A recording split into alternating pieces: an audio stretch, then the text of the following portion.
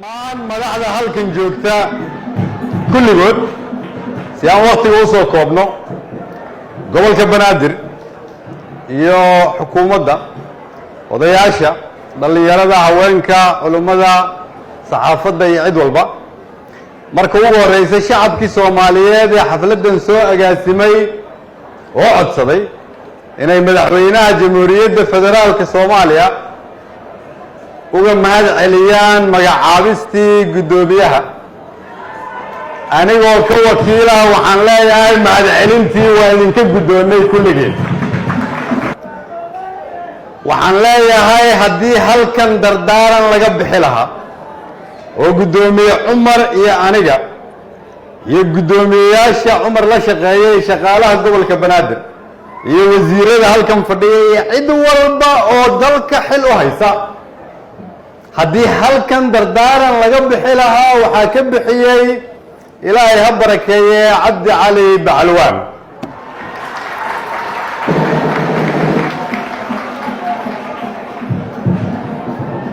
maalintii uu codkaas duubay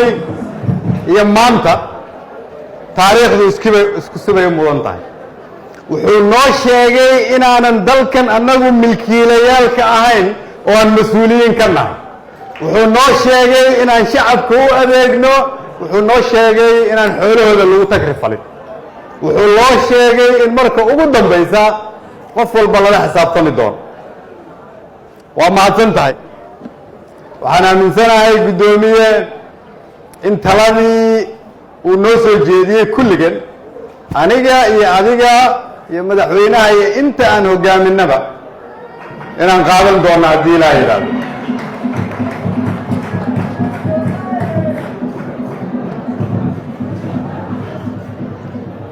intaas waxaan raaci lahaa waxaa halkan ka muuqda in gudoomiyaha gobolka Banaadir ana duqa magaalada Muqdisho si xoog leh u taageersan tahay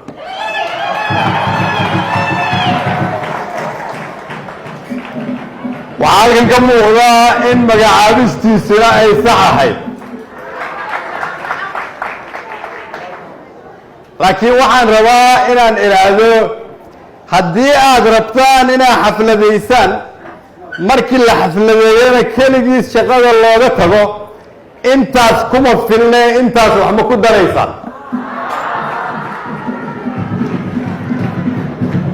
waxaan soo jeedi lahaa inaad gudoomiyaha garab istaagtaan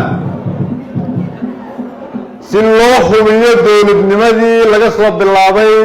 1960kii iyo ka horba soo bilaabatay in lagu sii wado magaalada astaanta u ah qarannimada Soomaaliyeed waxaan idin leeyahay garab istaaga si magaaladan magaaladii dhaqaalaha iyo ganacsiga dalka Soomaaliyeed aan kulligeenu wada ilaashano waxaan idin leeyahay garab istaaga si uu idin kala shaqeeyo amniga magaalada waxaan idin leeyahay garab istaaga sababtoo ah waxaan ku aaminay inuu ilaaliyo dowladnimada iftiinka magaaladan ka ah su-aashu waxay tahay marka ma la shaqaynaysaan mase waa la xafladaynaysaan ma la shaqaynaysaan ma garab istaagaysaan mise waa la xafladaynaysaan waxaa lagu aaminay gudoomiye Cumar inuu ilaaliyo qarannimada ka dhisan magaaladan inuu isu keeno dadka inuu xuquuqdooda ilaaliyo waxaa lagu aaminay inuu ahaado mas'uul laakiin xukunka looguma dhiibin inuu milkiile ahaado waxaan idin dhihi lahaa marka garab istaaga say u xoogaysato dowladnimada qarka u saaran in dalkiina deynta laga cafiyo waxaan idin leeyahay garab istaaga say u xoogaysato dowladnimada qarka u saaran inay cadowgii oo dhan dalka ka xorayso waxaan idin leeyahay garab istaaga say u xoogaysato iftiinka inay muuqato in sharaftii iyo karaamadii ummadda Soomaaliyeed la soo celiyay waxaan idin leeyahay garab istaaga si aan u sii badinno tusaalihii madaxweynuhu u natisiyey ku dhowaad 30 sano in dowladda Soomaaliyeed ee magaalada Washington ka iibsatay safaarad iyadoo ay leedahay ay ku shaqayso.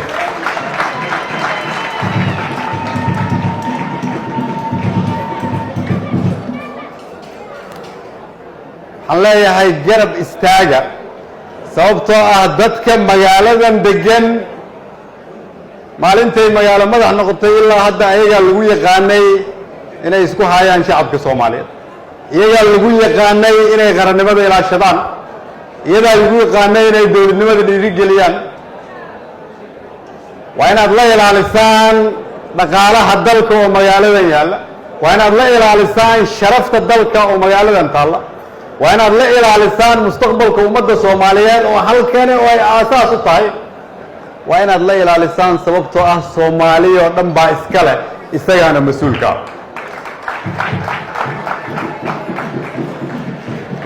sidaas daraaddeed waxaan leeyahay haddii idinka oo isla socda kulligiin inta halkan joogta aad ku garab istaagtaan guddoomiyihiinna, annaguna waxaan kala shaqaynaynaa codsi walba uu noo keensado.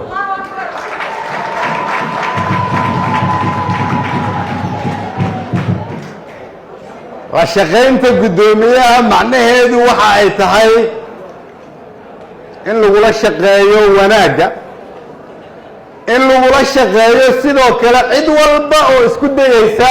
inay wiiqdo dowladnimada inuu hor istaago.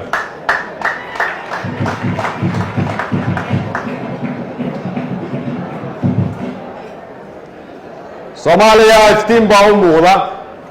rajaa u muuqata, laakiin jid culus bay maraysaa.